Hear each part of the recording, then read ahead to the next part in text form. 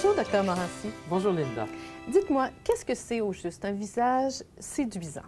Alors, lorsqu'on parle de visage séduisant, on parle de contours réguliers, on parle de pommettes hautes, on parle de joues creuses, on parle de lèvres pulpeuses et on parle aussi de triangles de beauté où, au sommet, on retrouve le dessus du triangle et à la base, la pointe du menton. Et que se passe-t-il lorsque nous vieillissons? Lorsque nous vieillissons, on a une perte principalement au niveau de notre structure osseuse. Donc, on va retrouver des joues qui sont moins arrondies, moins définies, une mâchoire qui va être beaucoup moins présente, le menton qui recule. On a aussi l'installation progressive d'une perte de tonicité au niveau des joues. Le front aussi, il y a une descente. Alors, c'est ça qu'on retrouve lorsque l'on vieillit. Et on parle en certains cas des 3D du vieillissement. Diminution de volume, détérioration, c'est-à-dire rides, ridules, et aussi descente, donc perte de tonicité au niveau des joues. Et durant les différentes étapes d'âge, comment ça se passe? L'évolution à 30 ans, 40, 50 ans? Alors, à partir de la trentaine, on commence à observer les petites pattes de doigts, des petites rides qui s'installent au niveau des joues, les petites rides du sourire.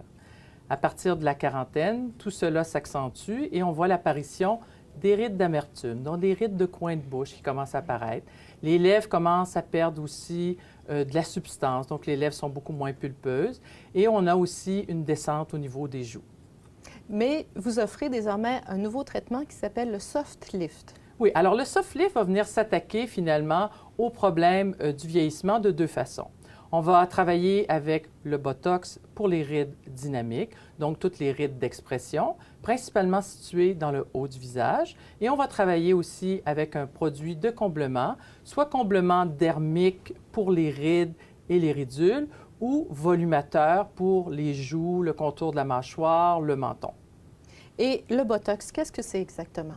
Alors, le Botox est homologué depuis 2001 au Canada par Santé Canada pour le traitement des rides dynamiques. Donc, il a été homologué au début pour le traitement de la glabelle, par exemple la région intersourcilière. Il s'agit d'une protéine qui a été purifiée et on va s'en servir principalement, donc, glabelle, pattes de doigts, et on a étendu le rôle du Botox à d'autres secteurs du visage. Actuellement, on s'en sert aussi pour ce qu'on appelle les bunny lines, donc les petites lignes que les gens ont qui font rappeler le petit mouvement du lapin. Oui. On va s'en servir aussi parfois un petit peu pour les petites ridules autour de la lèvre pour diminuer le mouvement qui crée ces petites ridules-là.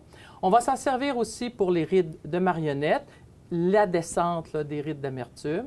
Et on a étendu ça maintenant au cou, par exemple. Les lignes horizontales, les lignes verticales. Souvent, on voit des gens très, très minces, surtout chez les femmes très minces. On voit ces grandes lignes dans le cou. Donc, on va venir mettre de petites quantités de Botox pour diminuer ces rides-là.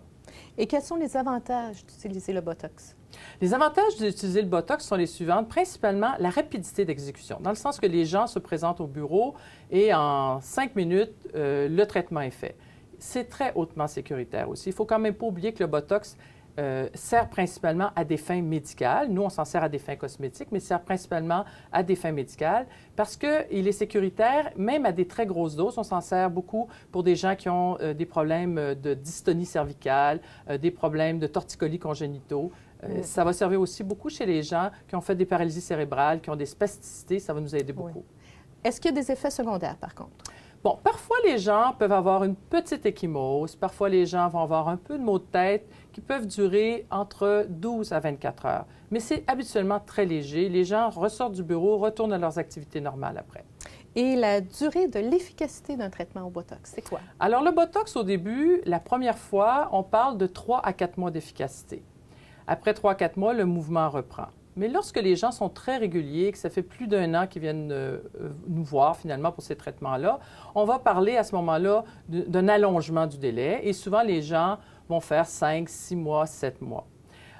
Dans un congrès, j'ai rencontré un médecin qui avait été 18 mois sans avoir reçu de Botox dans son visage. Il nous a montré qu'une grosse partie de ses activités de son visage au niveau musculaire n'avait pas repris. Donc, ça veut dire que même sur du long terme, après 10 ans, si on arrêtait, par exemple, de mettre du Botox, probablement que l'activité du muscle reprendrait très doucement.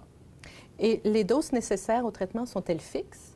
En réalité, on a comme des standards de base, mais lorsqu'on parle de Botox chez les hommes, par exemple, il faut souvent augmenter notre quantité de Botox, finalement, de 20 à 50 de plus chez les hommes. Chez les femmes, en général, c'est assez standardisé. Est-ce qu'il y a une impression à ce moment-là de paralysie ou de rigidité, en quelque sorte? Pas du tout. En réalité, c'est comme plus une détente, en réalité, que les gens vont ressentir.